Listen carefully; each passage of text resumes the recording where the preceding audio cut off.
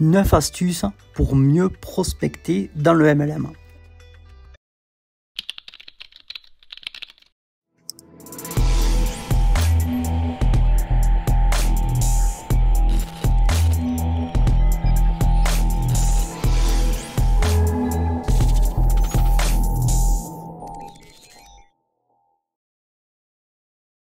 Alors, il faut que vous sachiez en fait que dans le marketing de réseau, la phase la plus importante, c'est celle dite de prospection.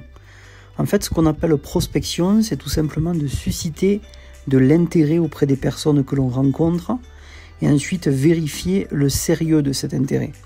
En fait, la prospection se fait au travers d'un dialogue, c'est-à-dire d'une conversation à deux dans laquelle vous serez bien sûr activement à l'écoute et non pas d'un discours commercial à sens unique.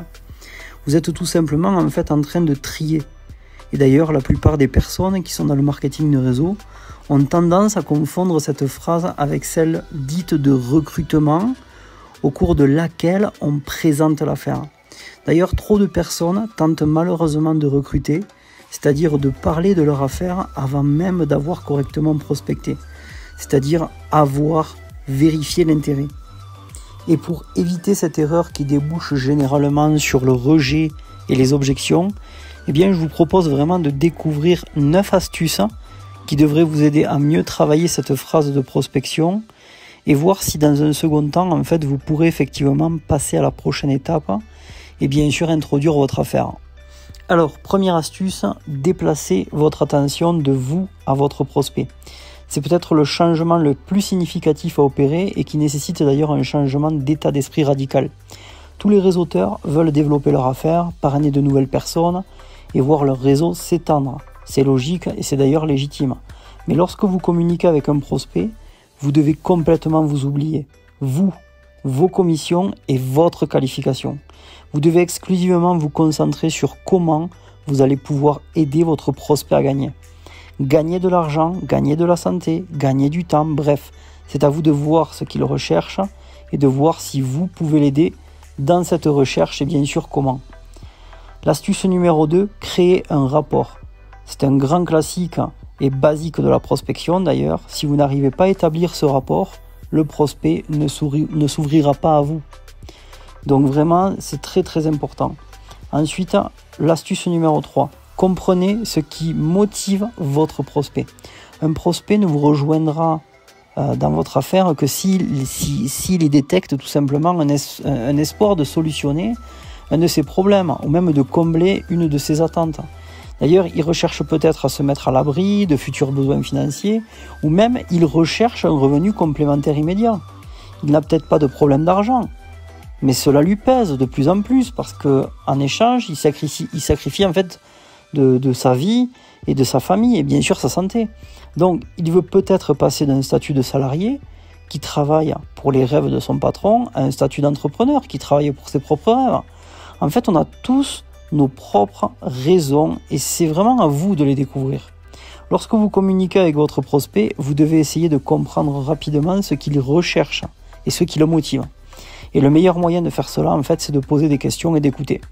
Intéressez-vous sincèrement à la personne qui est bien sûr en face de vous en vidant votre tête de toute arrière-pensée. L'astuce numéro 4, c'est écouter votre prospect. En fait, il est très important de l'écouter afin de le comprendre. Il doit parler au moins 75% du temps que vous passez ensemble.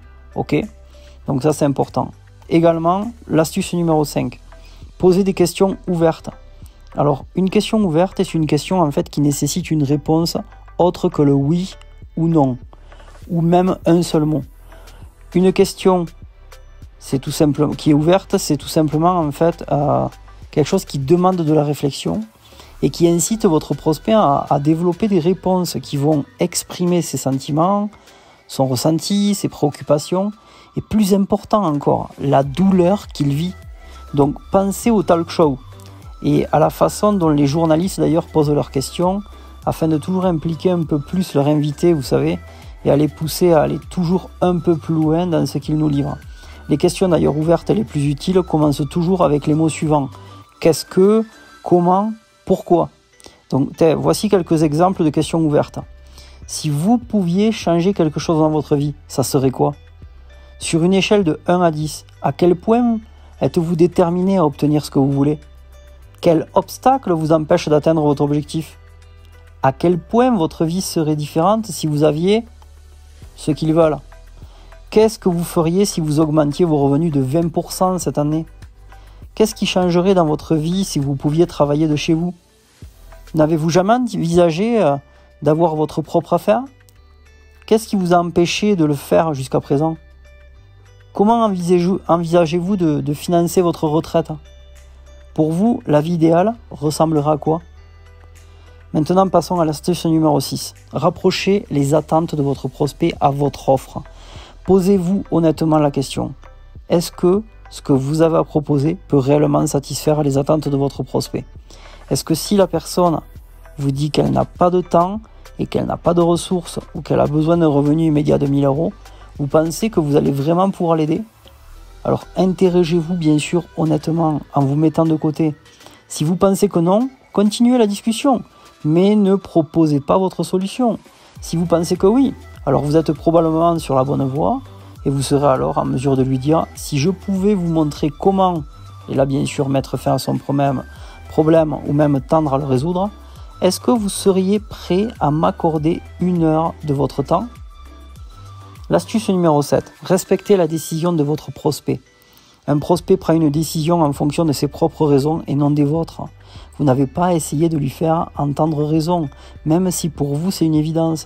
Donc vous devez respecter sa décision et vous resterez amis, même s'il ne rejoint pas votre opportunité.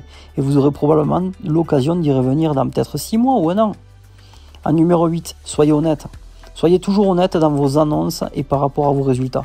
Dites ce qu'il en est, et si vous débutez et que vous n'avez pas encore de résultats probants, n'hésitez pas à avoir recours d'ailleurs à une tierce partie, comme votre upline ou un de ses sponsors, vers qui vous pouvez orienter bien sûr votre prospect. En numéro 9, contactez régulièrement votre prospect. Ce n'est pas parce qu'à un instant T, votre prospect ne manifeste pas d'intérêt dans ce que vous avez à proposer, ou qu'il est présentement heureux dans sa situation actuelle, ou que votre offre n'est pas adaptée à son problème, que cela sera forcément vrai le mois d'après. Restez en contact avec lui, ayez régulièrement des conversations et un jour sera peut-être le bon moment.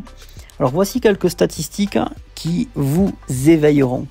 Déjà, il faut que vous sachiez que 80% des ventes se fait après le 5e appel. 48% des ventes, plutôt des personnes qui sont dans la vente, passent un appel et abandonnent. Imaginez-vous.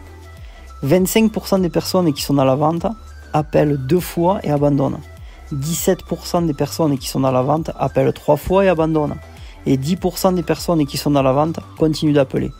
Donc, 80% de toutes les ventes est réalisé par seulement 10% des personnes. Le marketing de réseau est une des meilleures opportunités. Pas que pour des gains qui peuvent être importants, mais également pour le processus de développement personnel qui y est attaché. Votre vie est transformée et vous avez le pouvoir de transformer également la vie de bien d'autres personnes.